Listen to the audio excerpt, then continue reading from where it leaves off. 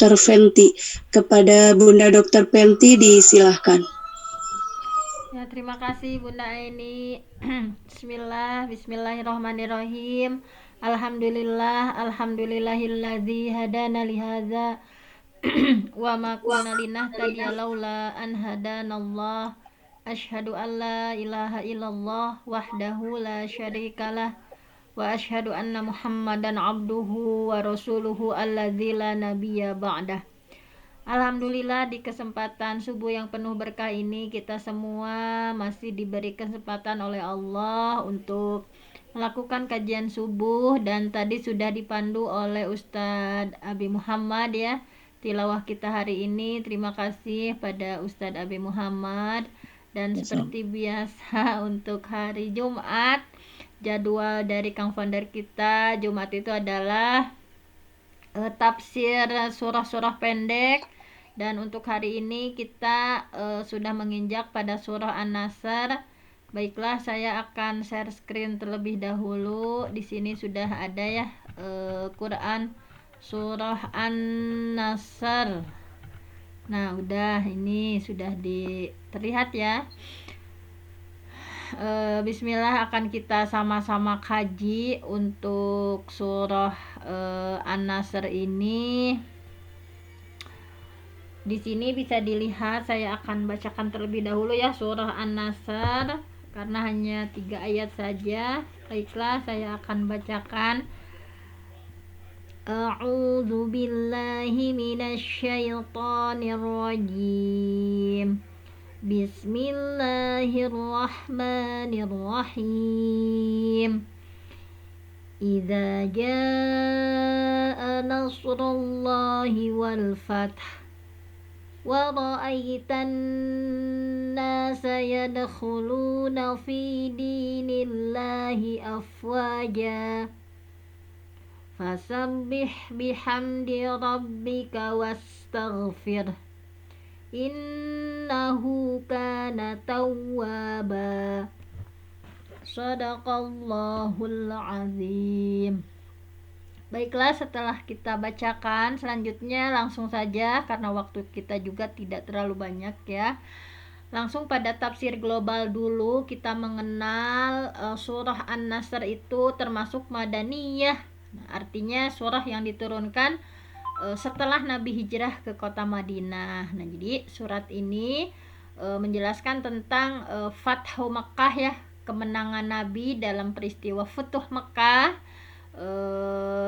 Yang dalam keadaan setelah Futuh Mekah ini ya, kemenangan kota Mekah, Rasulullah SAW sholat 8 rakaat ya, sholat duha ini sebagai bentuk syukur kepada Allah sudah memberikan pertolongan, sudah memberikan kemenangan pada beliau.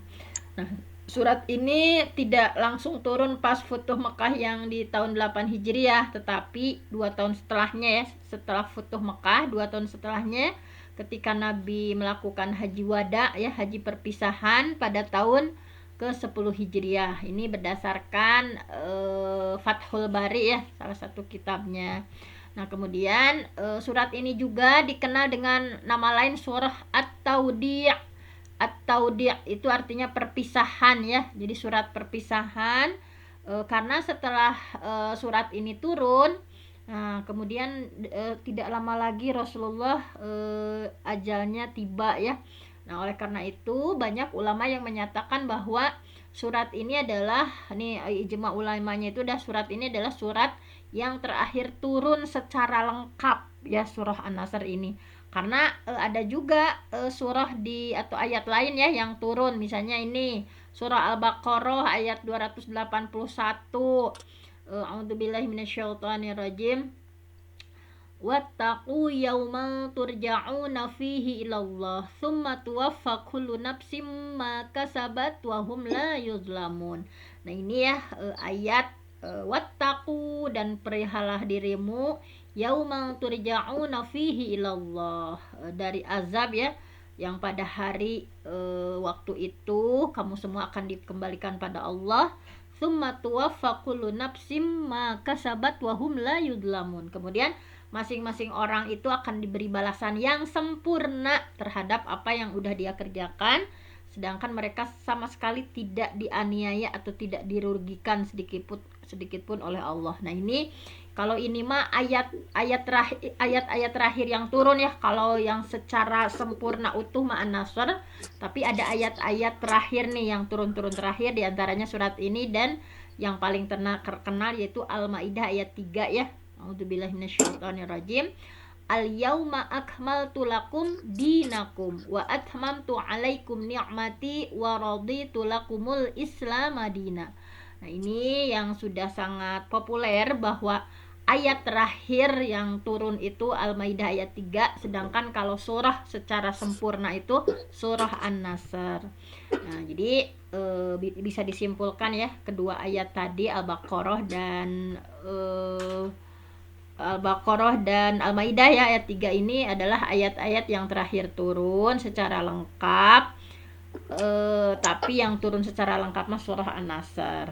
Jadi sekali lagi tadi nama lain An-Nasr itu adalah At-Taudi', surat perpisahan, karena menunjukkan bahwa Rasulullah semenjak turunnya surat tersebut tidak lama meninggal dunia. Nah, ada sebuah riwayat nih yang menafsirkan surah An-Nasr yang tadi kita sampaikan bahwa itu adalah tanda cepatnya datang ajal Rasulullah itu berdasarkan dari hadis dari Ibnu Abbas.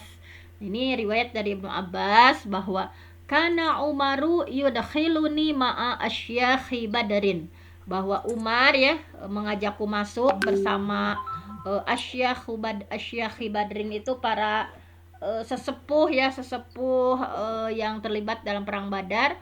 Faqala ba'duhum, maka sebagian di antara mereka berkata, lima tudkhilu hadzal fata ma'ana walana abna mithluh. Kenapa Umar kamu teh bawa pemuda ini bersama kita, kenapa digabungin sama kita gitu ya, merasa nggak enak gitu ya, orang-orang yang udah tua gitu ya digabungin sama Ibnu Abbas yang kan masih kecil gitu ya, masih sangat remaja gitu. Kenapa kita digabungkan dengan pemuda ini, padahal banyak gitu ya di antara pemuda yang seperti dia itu. Nah, faqala, maka Umar menjawab, innahu mimman qad alimtum, sesungguhnya dia itu kan yang kalian udah kenal gitu, nggak apa-apa kan, kita udah tahu Ibnu Abbas siapa. Qala, kemudian Ibnu Abbas berkata lagi, fada'ahum zata yaumin, maka Umar mengajak mereka ya pada suatu hari, wada'ani ma'ahum, dan mengajakku juga nih, kata Ibnu Abbas. Qala, nah kemudian dia berkata, wa ma ru'ituhu da'ani yauma idzin illa liyuriyahum minni, dan tidaklah dia mengajak kepadaku ya kecuali akan memperlihatkan kepada mereka tentang keilmuanku. Nah, faqala, maka Umar bertanya, ma taquluna fi idza jaa nasrullahi wal fath wa ra'aitan nasa yadkhuluna fi dinillahi afwaja hatta khatamas surah. Ini kata Umar bertanya pada pembesar perang Badar ya, pada tokoh-tokoh perang Badar, bagaimana pendapat kalian nih tentang ayat ini ya, tentang An-Nasr, tafsirnya itu gimana? Nah, kemudian faqala ba'duhum, maka sebagian mereka menjawab. Nah, maksud tafsir di sana itu adalah umirna an nahmadallah, kami diperintah untuk memuji Allah, wa nastaghfiruh, beristighfar pada Allah, idza nusirna, apabila kami diberi pertolongan ya oleh Allah, wa futiha alaina, dan kami diberikan kemenangan oleh Allah. Wa qala ba'duhum la nadri, dan sebagian orang ya para pembesar tadi, la nadri, kami nggak tahu. Aulam yakul ba'duhum syai'a, dan sebagian lagi nggak berkomentar apapun. Faqala li, maka Umar berkata kepada saya nih, kata Ibnu Abbas, ya bena Abbas, wahai Ibnu Abbas, akaza katakul, bagaimana cina, apakah seperti itu cina kamu juga berpendapat mengenai tafsir An-Nasr ini? Qultu, maka aku menjawab ya, Ibnu Abbas menjawab, la, kalau saya mah nggak sama pendapatnya, nggak seperti itu cina. Qala, maka Umar berkata, fama takul, Kalau gitu gimana pendapat kamu tentang tafsir An-Nasr itu? Nah, aku menjawab, huwa ajalu Rasulillah Shallallahu alaihi wasallam. Ini adalah menandakan dekatnya ajal Rasulullah Shallallahu alaihi wasallam. A'lamahullahu lahu, Allah memberi tanda ya, mengajarkan kepadanya. Nah, jadi ini menurut Ibnu Abbas. Jadi idza jaa nasrullahi wal fathu Makkah, maksud idza jaa nasrullah al fath di sana itu adalah fathu Makkah.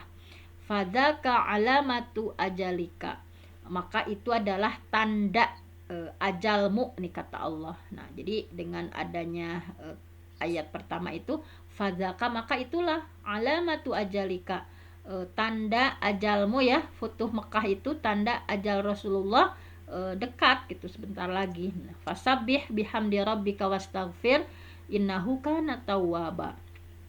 Qala Umar, kemudian Umar berkata, ma a'lamu minha illa ma ta'lam. Nah ya, aku tidak tahu ya tafsirannya begitu, kecuali engkau udah mengajarkan kepada udah mengajarkan ya. Nah, seperti itu. Nah, jadi intinya ini adalah ini yang tadi ya. Nah, ini adalah merupakan analisis tajam ya, analisis tajam atau semacam ya pandangan tajam dari Ibnu Abbas dan juga Umar, dan memang demikian betul gitu ya. Setelah tidak lama setelah An-Nasr ini turun, maka Rasulullah meninggal dunia. Jadi Ibnu Abbas dan Umar memahami bahwa surat ini tadi sebagai pertanda dekatnya ajal Nabi Muhammad Shallallahu alaihi wasallam, karena di akhir suratnya Allah memerintahkan Nabi untuk beristighfar gitu. Kenapa? Karena umur Nabi itu adalah umur yang mulia gitu ya. Nah, bahkan Allah bersumpah ya dalam salah satu surahnya, la amruk ya, demi umurmu. Nah, bahwa benar-benar umur Rasulullah itu ada umur yang berkah, semuanya diisi dengan kebaikan. Jadi seluruh kehidupan waktu Nabi semuanya itu mulia gitu ya. Nah, dan kita tahu bahwa hal-hal yang mulia, amal soleh ya, semuanya itu ditutup dengan istighfar. Nah, kita lihat saja, kita perhatikan misalnya setelah sholat wajib juga kan kita disyariatkan astagfirullah ya, beristighfar 3 kali. Kemudian setelah tahajud juga nih, padahal itu sudah sholat tahajud gitu ya, kita sudah beramal soleh. Nah, ini sama ditutupnya itu dengan istighfar. Wal mustaghfirina bil ashar, dan orang-orang yang beristighfar di waktu sahur. Nah, ini segala amal soleh gitu ya, yang ditutupnya itu dengan istighfar gitu. Nah, ini setelah haji gitu ya, kita padahal udah haji nih, udah hajian, udah melaksanakan syariat Allah, tapi disyariatkan juga untuk istighfar.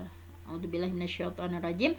Tsumma afidhu min haitsu afadhan nas wastaghfirullah innallaha ghafurur rahim. Nah, ini ya, setelah di Arafah ini mohon ampun pada Allah ya, banyak beristighfar pada Allah. Nah, jadi udah ngaji saja ya, kita udah ngaji kajian seperti ini kan, ditutupnya itu majelis juga dengan subhanakallahumma wa bihamdik asyhadu alla ilaha illa anta astaghfiruka wa atubu ilaik. Nah, itu kan ada tahmid, ada tasbih, ada istighfar gitu ya. Nah, jadi itu semua karena ketika kita sebagai hamba ya melakukan amal soleh, pasti kurang gitu, ada sesuatu yang kurang dalam menjalankan ketaatan pada Allah gitu ya. Jadi harusnya mah kita berbanding lurus dengan keagungan Allah. Jadi nah, ini orang yang makrifatullahnya tinggi, yang mengenal Allahnya tinggi ya, ia akan merasa malu gitu dengan amal yang sudah dilakukan karena nggak sesuai dengan keagungan dan kemuliaan Allah gitu ya. Pasti akan beristighfar gitu ya, beristighfar sebagaimana orang-orang yang berdosa beristighfar dari dosa mereka. Nah, ini. Nah, karena yang makrifatullahnya tinggi, yang mengenal Allahnya tinggi gitu ya, seperti Nabi Muhammad SAW, beliau berusaha untuk memuji gitu, menyanjung Allah gitu. La uhsi sana'an alaika anta kama asnaita ala nafsik.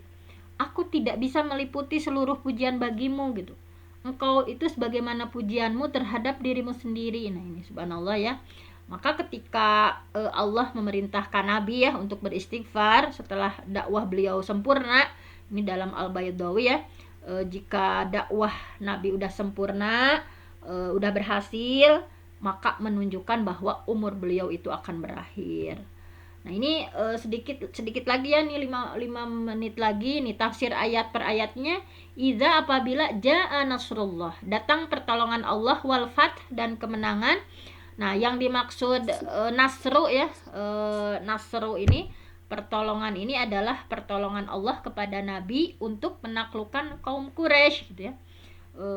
Atau ketika Allah membantu Nabi dalam mengalahkan musuh-musuhnya secara umum gitu. Nah, itu maksud nasru di sana. Adapun al-fathu ya, kemenangan di sini sebagaimana tadi disampaikan menurut Ibnu Katsir ya, dalam tafsir Ibnu Katsir, Al-Hafidz Ibnu Katsir menyampaikan bahwa seluruh ulama berijma, seluruh ulama bersepakat bahwa yang dimaksud dengan al-fathu di sana itu adalah peristiwa Futuh Mekah. Nah, Futuh Mekah kita ingatkan bahwa ketika Rasulullah menaklukkan kota Mekah ya, beliau kembali setelah 8 tahun terusir dari kota Mekah. Sudah kita ketahui bersama bahwa Nabi berdakwah di Mekah itu 13 tahun, siang malam beliau berdakwah gitu ya. Tetapi orang-orang musyrikin Makkah, orang musyrik Mekah itu tidak mau menerima dakwah Nabi, hanya segelintir orang saja gitu. Sehingga Nabi diusir, beliau berhijrah meninggalkan kota Mekah ya, kampung halaman tercintanya, menuju kota Madinah atau kota Yasrib. Nah setelah terusir lama dari kota Mekah ya, 8 tahun kemudian beliau akhirnya menaklukkannya dan kembali ke kota Mekah. Beliau memasukinya dengan penuh rahmat, penuh karunia dari Allah. Nah penaklukan inilah yang disebut dengan Fathu Makkah. Nah kemudian ayat yang kedua, wa ra'aitan nasa yadkhuluna fi dinillahi afwaja. Wa ra'aitan nas, dan kau melihat manusia yadkhuluna, mereka masuk fi dinillah, dalam agama Allah, afwaja, secara berbondong-bondong. Nah ini menurut para ahli tafsir bahwa banyak gitu ya kabilah-kabilah Arab ya, sebetulnya menanti kemenangan Nabi gitu ya, untuk mengalahkan orang-orang kafir Quraisy. Mereka mengatakan begini, jika Muhammad berhasil mengalahkan kaumnya ya, kaumnya sendiri, orang-orang Quraisy, maka benar-benar dia adalah seorang nabi. Dan ternyata benar, Nabi berhasil menaklukkan kota Mekah. Nah akhirnya setelah itu banyak kabilah Arab yang masuk Islam gitu ya, dan membenarkan bahwa Muhammad itu benar seorang nabi gitu. Nah seperti itu. Kemudian selanjutnya, fasabbih bihamdi rabbika wastaghfir innahu kana tawwaba. Fasabbih, maka bertasbihlah, bihamdi rabbik, dengan memuji Tuhanmu, wastaghfir, dan mohon ampunlah kepadanya, innahu kana tawwaba, sesungguhnya dialah yang maha penerima taubat. Nah jadi setelah Allah menjelaskan ya tentang nikmat karunia-Nya, kemenangan yang Allah berikan kepada Nabi Muhammad SAW, maka Allah menyuruh Nabi untuk bertasbih, subhanallah ya, memahasucikan Allah, memuji Allah, menyuruh Nabi untuk beristighfar, wastaghfir, astagfirullah, memohon ampun pada Allah. Allah menyuruh Nabi untuk mensucikan Allah dari segala bentuk naksin ya, kekurangan, dari segala bentuk kemusyrikan, dengan menyertai mengagungkan dan memuji Allah. Nah, dan yang menakjubkan ini adalah bahwa Allah juga menyuruh Nabi mohon ampun ya, padahal Nabi udah berdarah-darah gitu ya, berdakwah. Nah itu, nah subhanallah ini. Nah, sehingga timbul pertanyaan, apakah Nabi berbuat kesalahan selama berdakwah 23 tahun ini ya, 13 tahun di Mekah, 10 tahun di Madinah. Nah sehingga diperintahkan untuk istighfar. Nih, ada diskusi semacam itu ya. Padahal ini menunjukkan bahwa Nabi tetap mengakui bahwa bagaimanapun beliau ya, Nabi beribadah pada Allah, tetap tidak akan bisa menyamai keagungan Allah. Ini menunjukkan bahwa Nabi itu tidak ujub, tidak sombong, tidak bangga, tidak takabur apa yang udah dilakukan. Beda dengan aktivis dakwah saat ini ya. Nah, jadi 20 tahun Nabi berdakwah, semua dilakukannya karena Allah gitu. Sampai beliau diusir, mau dibunuh oleh kaumnya gitu ya. Nah tapi setelah dakwah beliau berhasil, beliau tidak pernah yamunnuna alaika. Jadi tidak pernah angkuh, tidak pernah ujub gitu. Bahwa ini teh jasa saya. Kenapa ini bisa seperti jasa nanti seperti ini? Karena di akhir ayat beliau juga banyak beristighfar pada Allah, memperbanyak astagfirullah ya. Beliau mengakui bahwasanya apapun yang beliau lakukan pasti ada kekurangannya. Nah, oleh karena itu setiap selesai sholat maka zikir yang pertama diucapkan oleh seorang hamba adalah beristighfar sebanyak 3 kali, karena seorang hamba sadar bagaimanapun dia udah melaksanakan sholat pasti tidak sempurna gitu, sehingga kekurangan-kekurangan tersebut ditutup dengan istighfar kepada Allah gitu. Amal soleh yang kita lakukan, sholat sekalipun ya, ditutup dengan istighfar karena tadi pasti ada kekurangannya. Nah, jadi kita refleksikan ya, Nabi saja yang sudah berdakwah 23 tahun, ikhlas semuanya karena Allah gitu ya, tetap diperintahkan untuk beristighfar. Bagaimana dengan kita ya, para dai yang kadang dakwah kita belum tentu ikhlas, kadang dakwah kita belum tentu benar. Kalaupun ikhlas dan benar, maka tetap harus beristighfar pada Allah. Oleh karena itu ketika beliau masuk ke kota Mekah ya, untuk menaklukkannya, disebutkan bahwa beliau masuk dengan mengendarai kendaraannya ya, dalam keadaan tawadhu, dalam keadaan merendahkan hati ya, merendahkan dirinya pada Allah, karena beliau tahu bahasanya seluruh keberhasilannya itu adalah karena Allah semata. Nah, ini ya refleksi untuk kita. Kalau kita mas segala sesuatu ya kadang suka melupakan gitu, itu tuh berkat saya gitu. Setelah itu turun ya Rasulullah ya, turun ya dari kendaraannya dengan penuh tadarru, dengan penuh kerendahan hati, dengan penuh ketawaduan. Rasulullah membaca tasbih, membaca istighfar dalam ruku, dalam sujudnya. Nah, Siti Aisyah berkata, karena Rasulullah Shallallahu Alaihi Wasallam, keadaan Rasulullah SAW yuksiru ayyakula fi ruku'ihi wa sujudihi. Setelah kejadian itu beliau seringkali baca dalam ruku dan sujudnya doa ini ya, subhanakallahumma rabbana wa bihamdika allahumma gfirli. Jadi setelah peristiwa Futuh Mekah, beliau tadi ya turun dari kendaraan dengan tawadhu ya, dengan tadarru ini. Nah, jadi Rasulullah sering membaca dalam ruku dan sujudnya. Ini salah satu doa ruku dan sujud. Subhanakallahumma rabbana wa bihamdika allahumma gfirli. Maha suci Engkau ya Allah, Rabb kami, wa bihamdik, pujian itu untukmu, Allahumma gfirli, ampunilah aku ya Allah. Nah, beliau mengamalkan dari surah An-Nasr. Dalam riwayat lain di sini juga ya, ma ra'aitun nabiyya sallallahu alaihi wasallam mundu nazala alaihi idza jaa nasrullahi wal fath yusalli salatan illa da'a au qala fiha subhanaka rabbi wa bihamdik Allahumma gfirli. Nah, ini ya, aku tidak pernah melihat Nabi setelah turun ya surah An-Nasr ketika sholat kecuali berdoa dalam sholatnya, subhanakallahumma rabbana wa bihamdik Allahumma gfirli. Nah, ini mungkin hanya itu saja. Mohon maaf untuk hari ini ada kelebihan beberapa menit. Yang benar datangnya dari Allah, yang salah dari saya sendiri.